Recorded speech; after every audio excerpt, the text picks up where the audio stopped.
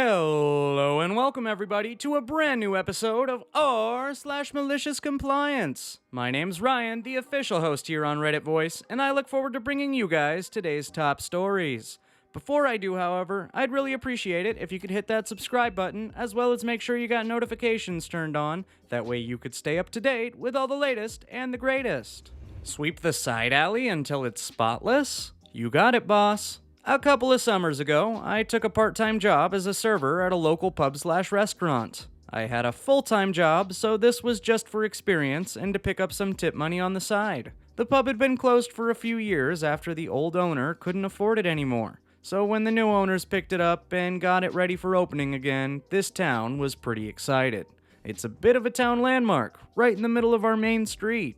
I applied as soon as I found out, and ended up getting hired. I was one of the younger servers, along a few older ones, most of which were women, and the older servers really looked out for us. Overall, the others on the team were really nice, save for a couple of nasty ones. My new boss, Gary, not his actual name, was, well, not as great. Gary's favorite saying was, "If you have time to lean, you have time to clean." He thought if we took off even a second to catch our breaths, he was losing money from us slacking off. On slow days, he would find menial, pointless tasks for us to complete. Wipe the bar counter, even though it's been wiped 3 times in the past half hour already. Reorganize the menus, even though they're already perfectly organized. Fill up more condiment cups, even though there's already 50 salsa cups ready to go. Stuff like that. The most tedious task, especially in the early months of summer, was sweeping the side alley that leads to the patio. There were massive maple trees along the path, and they would drop leaves and seeds like crazy, especially on windy days. One afternoon in early June, there was only a handful of us working. It gets slow, and I get assigned the sweeping task. I sweep up the back alleyway as much as I can, but the wind is blowing and the trees just keep dumping more and more seeds onto the path. I do my best until a coworker calls me back inside to help serve tables. She didn't want me missing out on tips. Bless her for that. I seat the table, get their orders, and start entering them in. Just then, Gary storms up to me. "What are you doing?" Entering table 15's order. Why?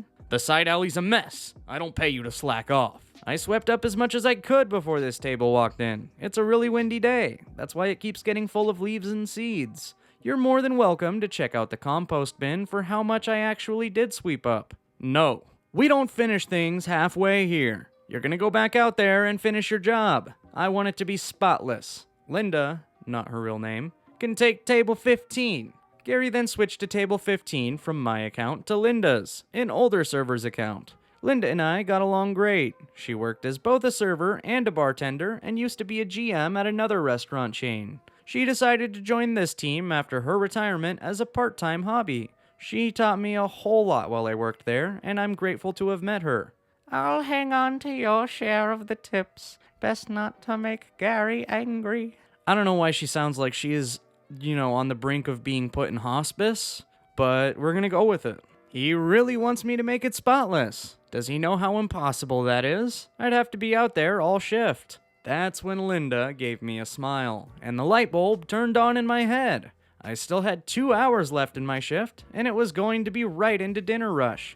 I grabbed the broom and dustpan and got to work. I'd sweep as much as I could, but every so often another strong breeze would come by and hundreds more helicopter seeds would flutter to the ground. I kept going. At this point, it started to get busier. A lineup soon began to form out the door, and Linda was taking care of tables, but very soon it became clear that the other servers needed someone else to deal with everyone. Linda let them know what was up, and most of them, who tolerated Gary at best and hated him at worst, understood.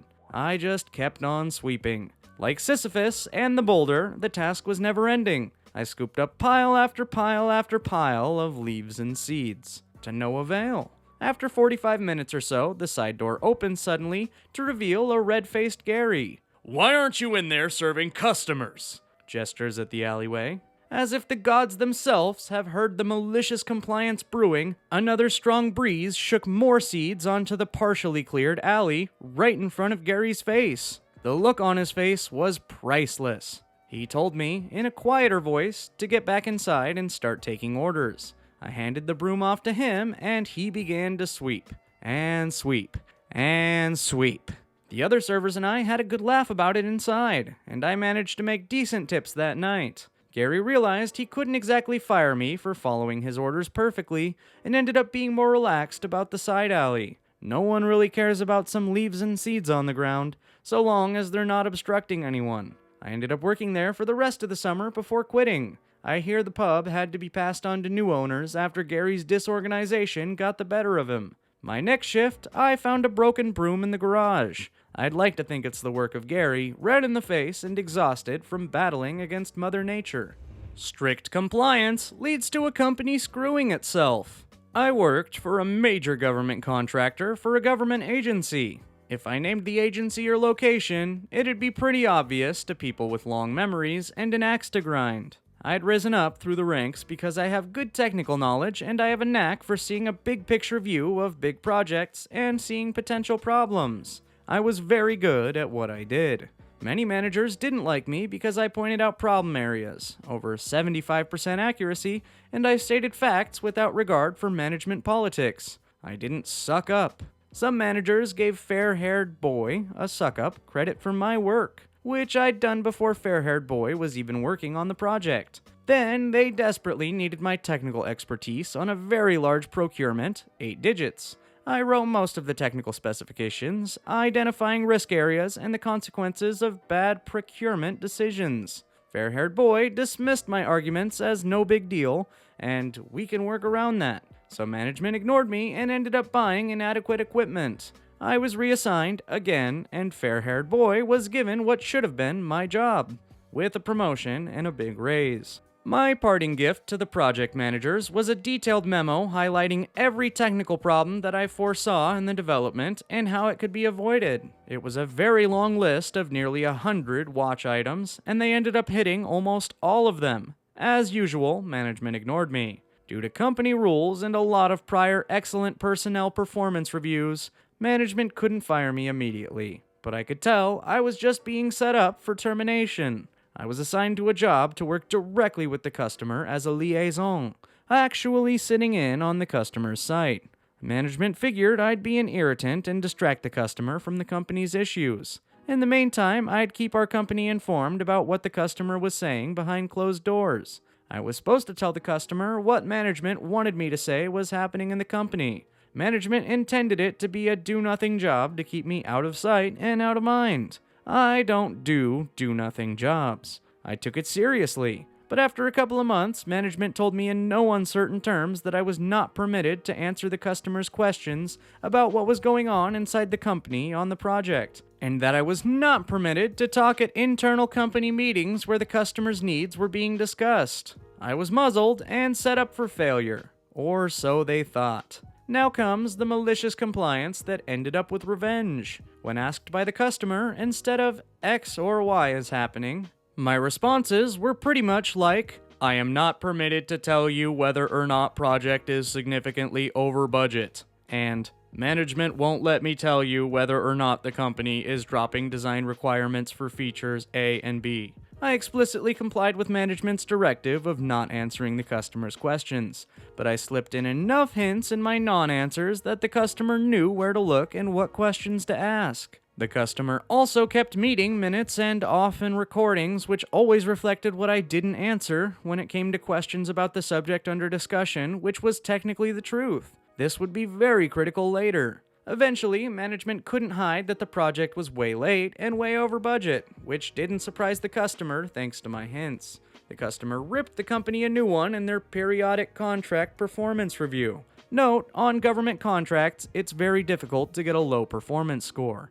Really difficult. The company got a very low performance score though. It was ugly, and the company lost a lot of contract bonuses, which would have been a big part of profits and management bonuses. And Fair-Haired Boy was under such stress trying to solve problems that I'd warned him about that he had a major heart attack and retired for medical disability. At the age of 42, it was a bad heart attack. Naturally, management wanted me to be the scapegoat, so they'd get to fire me, but the customer liked how I worked, and they protected me with very careful language in the performance appraisals. Basically, that the task I was doing was the only task in the company that was being performed effectively, and everyone else stank to high heaven. Upper management didn't dare fire me or they'd anger the customer even more than they already had, possibly to the point of having the contract taken away for non-performance. One particularly nasty manager who really hated me had to give me a significant pay raise and a bonus because of my work. The fallout from the review was bad enough that corporate headquarters did some management shuffling, and a few of my antagonists were suddenly gone. The raise and promotion ended up not mattering because the customer hired me directly to work on the same project, but on the government side. This caused management to crap their pants because I knew all their dirty secrets and tricks. I never ratted on any of the managers or company's dirty laundry. I didn't have to. My new coworkers had previously figured out where to focus their attention and what questions to ask to get past the company's bullshit. I complied strictly with the terms of my separation from the company and gave away no secrets after I left the company. One of the best parts was that in meetings, all I had to do was put on an evil grin and the company managers would practically shit themselves, wondering if I was going to unearth one of their skeletons. I never did, I just like watching them squirm. They got paranoid about being caught trying to lie to the government that they were admitting bad news up front. Because of bad performance, that management admitted, it got even worse for the company. They decided to try letting their legal hounds on me for violating company non-disclosure agreements, but the company's meeting minutes proved I didn't. The contract was restructured to eliminate several blind spots the company had used to their advantage. The customer's oversight of the company rose significantly. Profit margins on the contract shrank. Several of management's favorite employees suddenly had resumes on the street because their protection was disappearing. Even more managers retired or found other jobs. It was glorious to watch, doubly so because I let them do it to themselves, and I was extremely happy in my new job where I still work to this day. TLDR, a company's management doesn't like me because I'm not politically correct and am too accurate predicting problems, so they reassign me and give others credit for my work. I turn a do-nothing assignment with a government customer into a way of helping them unravel the company's inaccurate status report and find the company's actual performance. The company gets hit hard with financial penalties, managers leave, and I get hired by the customer, which results in even more bad news for my old management team. And there you have it, folks, the end of today's epic stories. If you liked them, be sure to leave a like as well as subscribe with notifications turned on so you could stay up to date with all the latest and greatest. As always, my name's Ryan, the official host here on Reddit Voice, uploading just about every single day, and I look forward to seeing you guys in tomorrow's video.